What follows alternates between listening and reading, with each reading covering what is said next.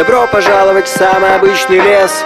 Немного хвои, в меру грибов и ягод, есть ручей. Он не вызовет особенный интерес, если только для прогулок или прочих мелочей, то не точно.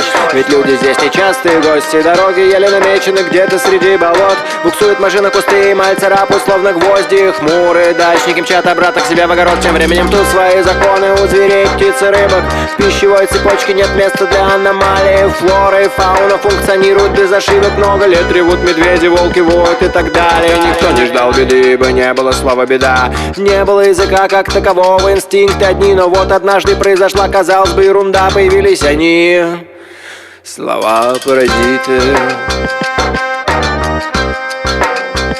Слова-паразиты.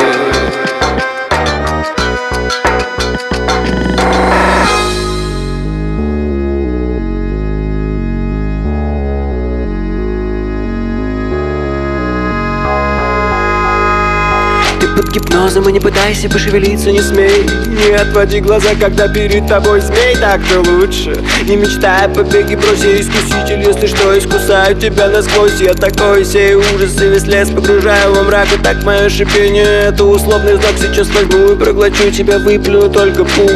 Просто я что говорю тебе, это вслух неудобно вышло. Непривычные ощущения. А ну иди-ка погуляй, пока прошу прощения. Вот так впервые я нарушил негласные обычаи. Сам не заметил, как в дискуссию вступил с добычей, что не могло не отразиться на моей охоте. Планами делиться с оппонентом не принято вроде. Особенно, когда встречаются разные виды. Особенно, когда участники будут убиты. А я наивно перемены не видел в упор, хотя все чаще жертву тянуло на разговор. Пожалей, пощади, умоляю тебя, не надо. Постепенно слово стало оружием хуже яда. И я старался притвориться хитрецом, не удалось. Меня отнюдь не этому учили мать с отцом. Мне так противно быть коварным, презираю лень. Я не умею врать, я говорю как есть. Потому мои попытки подобраться к цели ближе становились безуспешными. Я разоблачен, унижен, и под угрозой мое сытое благополучие. Зато честь и на совесть меня не мучает. Добытая обманом пища, по сути отрава. Я толкать на гибель невиновных не имею права. Удар из-под тяжка, позор и безобразие. И теперь любые травмы с обоюдного согласия. Будьте любезны, полезайте мне в пасть. Мне не хотелось бы на лжи строить власть. Поэтому прошу, по-хорошему я прошу. По-хорошему это просьба, не приказ. Эй, напоритесь на клыки, например. Да, я убийца, но я не лицемер. Поэтому душу, как положено, я душу. Как положено, я душу. Как положено вам.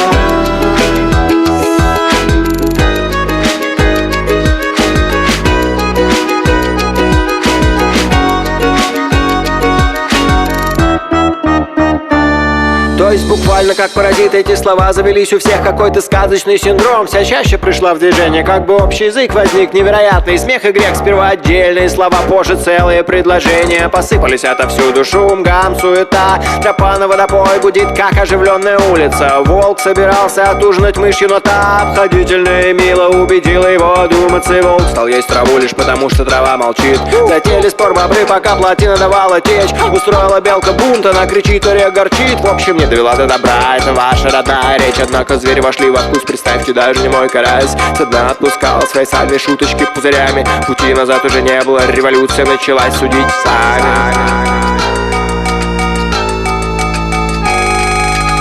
Я глаз народа, какие ко мне претензии. Пугливый заяц, которых в округе много.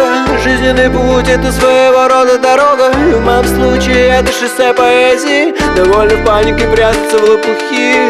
От кровожадных обидчиков по России убегая. Я заявляю, лисе, дорогая, послушай-ка эти стихи. С того момента отвечаю только рифмы и наполняю смыслом каждую строчку. Затем читаю, залезаю на пень или кочку. Доля моя — это основной лейтмотив мой. Короче говоря, пишу стихи о стихах. Как нелегко иметь талант, пытаюсь объяснить. Надеюсь, вы не упустили диалога нить. Отлично, хлопайте в ладоши, повторяю. Ты чужой одаренный заяц, наш кумир. У нас фуражки — это признак восторга.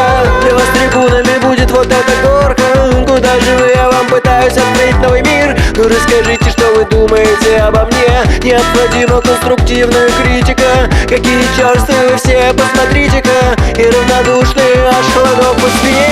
Чтобы вы заметили меня и запомнили, я всю энергию свою отдаю без остатка. Кристаллизация искусства из беспорядка. Если не нравится, значит не поняли. Вам наплевать на культуру и ее этапы. Серой массе громко над вами смеюсь.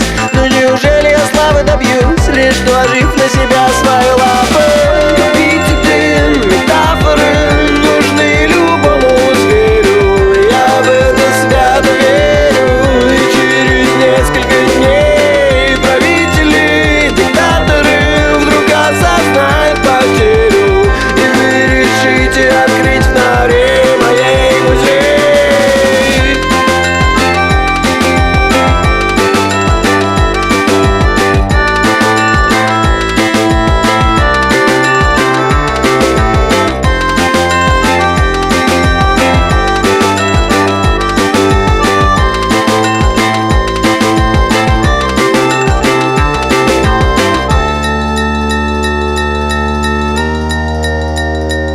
Время шло, и все былые дела были брошены в лесу. Кто-то не прав, и он должен узнать о том, как быстро все сбегутся в стену метать горошины. Но приходилось откладывать на потом. Животные начали думать, это последняя стадия магического дара или кары небес. Их намерения благие тонули в голдящем стадии, а тяжелые мысли давили на голову словно пресс. Обнаружился пробел в вопросе о смысле жизни. Что такое справедливость, а свобода это как? Ты что, не любишь деревья? Ты что, не верен отчизне? Все захотели любви, отношений, брак в приоритете. А размножаться как-то пошло. Птицы наперебой затрели, требовали зерна. Рыбы уже не купались, рыбы копались в грязном прошлом. Эта экосистема обречена.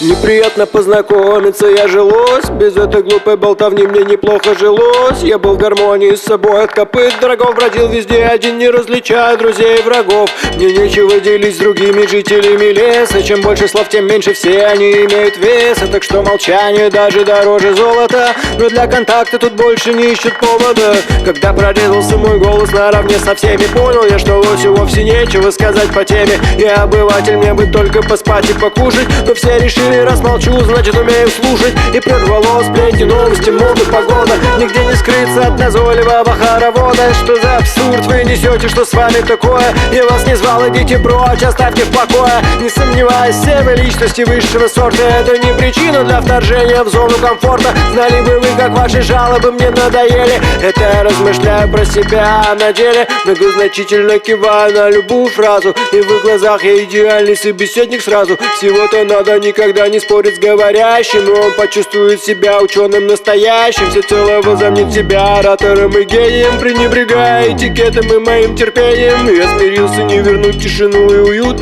Чужие мнения осели во мне и гниют. Вчера пропал аппетит, сегодня сон. Я выполз на поляну, все вздохнули в унисон. И наблюдают, до чего моя роль довела. Я еле слышно произнес: привет, как дела?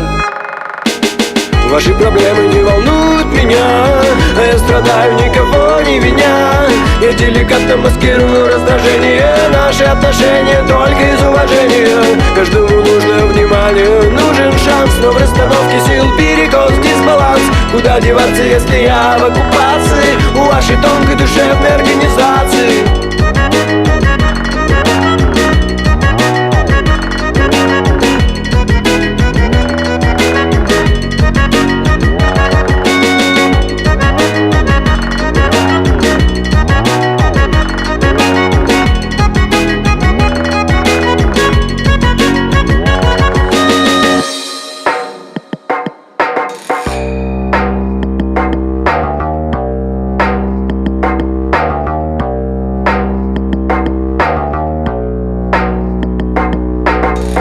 Добро пожаловать в самый обычный лес. Хотя кому я вру, конечно, он обычный, только на вид тут подозрительно тихо. Это последствия всех чудес. Безумные тощие звери свой придумали алфавит, повсюду буквы.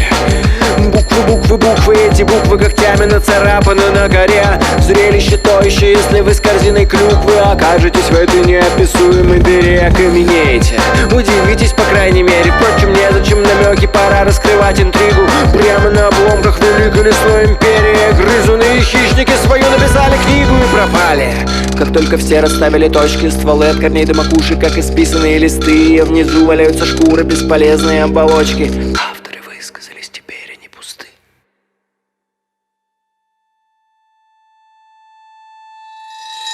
Вначале было слово, и в конце будет слово. Все повторяется снова, природа сурова. Род — это шахмат общения на лице. Вначале было слово, и слово будет в конце.